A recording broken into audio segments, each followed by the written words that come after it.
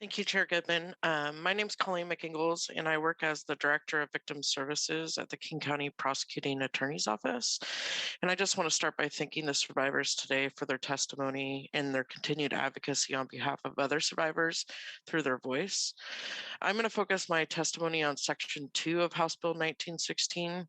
The legislature was clear with its intent when it passed Article 1, Section 35 of the Washington State Constitution regarding the Declaration of Rights.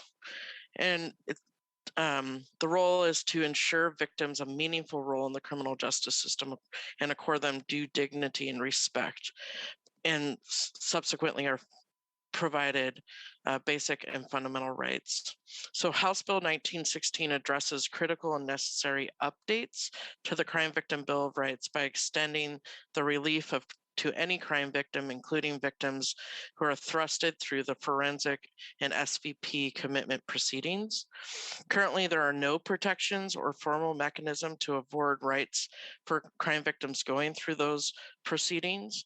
And we know that civil commitment proceedings are no less traumatic for sexual assault survivors, homicide survivors, and violent crime survivors to understand and navigate than the adversarial criminal justice system. We also know that critical decisions are determined through these proceedings and have direct impact on the health and safety of crime victims and survivors that have no formal notice of any rights through those proceedings.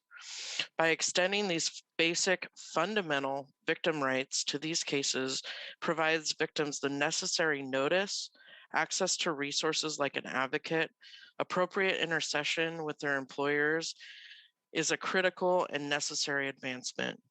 House Bill 1916 also establishes that crime victims have a right to seek a court order directing compliance with any rights violated through through this process. This necessary update aligns Washington State with other states in the Federal Crime Victim Bill of Rights, which affords victims recourse and should be fundamental. I urge you to approve and do pass recommendation. Thank you.